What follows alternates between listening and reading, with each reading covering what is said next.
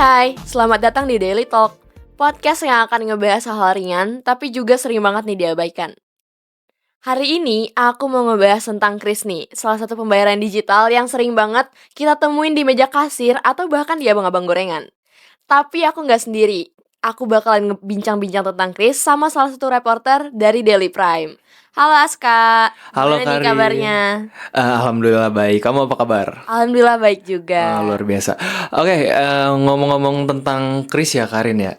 Kalau kamu nyebutnya apa sih? Chris atau Curis nih? Sebenarnya di briefing kita harus nyebutnya Kris ya, karena yang bener Kris nggak sih? Iya betul banget. Jadi secara pelafalannya itu sudah dikonfirmasi oleh Bank Indonesia kalau misalnya nyebutnya tuh Chris Karin. Tapi mungkin mayoritas orang Indonesia tuh masih ada yang nyebutnya Curis Bener, gitu. salah satunya adalah aku. Kadang kalau misalkan di sehari-hari tuh kayak Kris, Curis itu nggak beraturan gitu loh.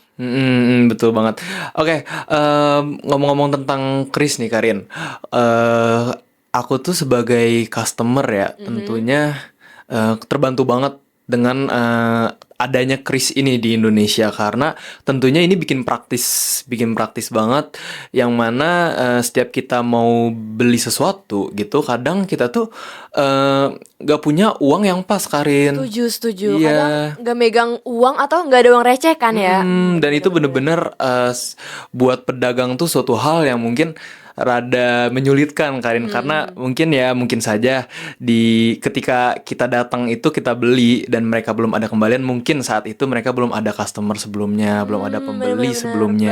banget nih nyiapin dagangannya ya. Iya, tapi ngomong-ngomong nih Karin, kemarin tuh aku dan teman-teman dari Daily Prime itu kita ngeliput dua pedagang kaki lima, dan kita menanyakan tentang keris ini dan Gimana tuh? jawaban dari mereka tuh bener-bener 180 derajat beda dari kedua UMKM pedagang kaki lima yang kami tanya ini tuh. Berarti ada pedagang yang setuju sama Kris ini, ada juga yang enggak gitu ya? Betul banget. Dan mereka ini bener-bener kontradiktif gitu antar satu Oke. sama lain. Jadi eh, orang pertama yang aku wawancara itu dia sangat setuju. Karena tentunya bikin praktis banget buat melakukan transaksi. Eh, tapi memang ada kelebihan dan kekurangannya.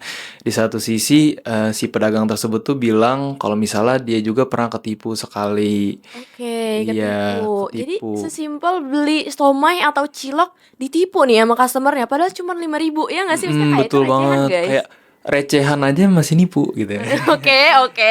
Kayak wow ya, aduh. Terus juga si pedagang kaki lima yang kedua itu jaraknya sebenarnya nggak jauh banget Karin, Mhm, mungkin nggak mhm. nyampe 100 meter kayaknya. Pedagang itu tuh pedagang somai sebetulnya ketika aku wawancara tuh dia bener-bener nggak mau gitu pakai kris karena dia ngerasa kris ini malah nggak praktis bagi dia. Namun setelah aku nanya-nanya lebih lanjut lagi, ternyata mungkin ya pedagang tersebut tuh masih sedikit gagap teknologinya. Jadi eh, ya dia ini mungkin secara teknologinya ya punya HP juga Bener-bener. dia masih jadul HP-nya. Terus juga dia masih belum Paham. paham Oke. lah terhadap penggunaan kris ini gitu. Oke, jadi kita tadi udah jauh banget nih ngomongin tentang pedagang yang pro sama kontra tentang si Kris ini. Tapi dari tadi kita belum ngomongin nih, kira-kira kepanjangan dari Kris itu apa sih, Aska? Kris tuh Quick Response Code Indonesia. Apa tuh Karin lengkapnya? Aku Oke, lupa ya. jadi lengkapnya guys, KRIS itu kepanjangan dari Quick Response Code Indonesian Standard. Jadi Aska, lebih jelasnya lagi nih ya, KRIS itu adalah sebuah sistem pembayaran digital yang berbasis kode yang kodenya itu disatuin guys. Jadi semua kode ini bisa dipakai baik di semua e-wallet atau juga m-banking gitu. Oke, betul banget.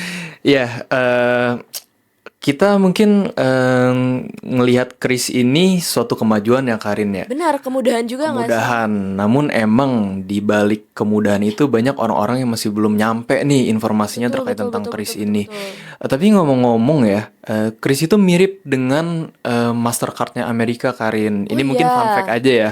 Kalau di Amerika tuh ada namanya Mastercard, tapi berbeda jauh dengan krisnya Indonesia. Itu karena kalau Mastercard itu adminnya gede, gede Oke, banget. paham. Jadi Iya, kenapa mungkin Mastercard itu nggak bisa diaplikasiin di Indonesia? Karena iya, mungkin adminnya yang gede tadi ya, nggak iya. sesuai ya sama UMR Indonesia jauh beda banget nih ya sama orang-orang luar Heeh. negeri. Dan ya kita juga tentunya harus cinta dengan produk Setuju, produk setuju dalam negeri banget, ya setuju Karin. Ini banget. kan suatu perkembangan teknologi yang luar biasa sekali yang Mm-mm. dibuat oleh pemerintah Indonesia.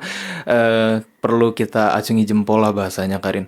Karena bener-bener praktis dan ngemudahin. Terlebih bagi kita nih yang sebagai pembeli pembeli dagangan-dagangan kaki lima gitu.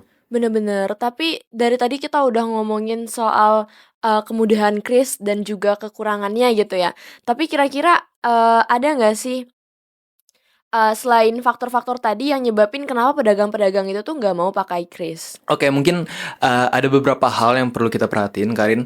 Pertama, pemerintah kayaknya perlu ada pendekatan terhadap sosialisasi kris ini, Karin, karena Setuju, bener-bener setuju. beberapa pedagang itu belum paham dengan adanya kris atau mungkin cara menggunakan krisnya gitu. Mungkin satu sisi Mmm, mereka paham, satu sisi mereka nggak paham, dan juga mungkin ada faktor lain.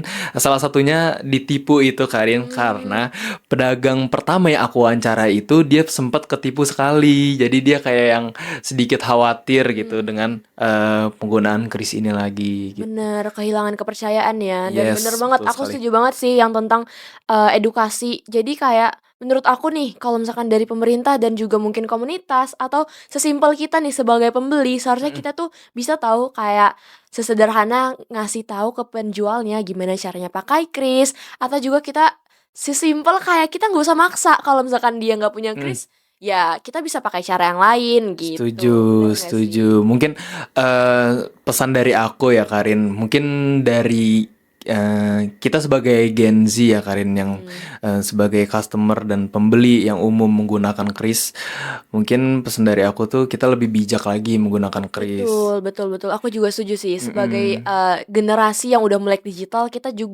bukan hanya harus canggih nih teman-teman, kita juga harus bijak, bener ya?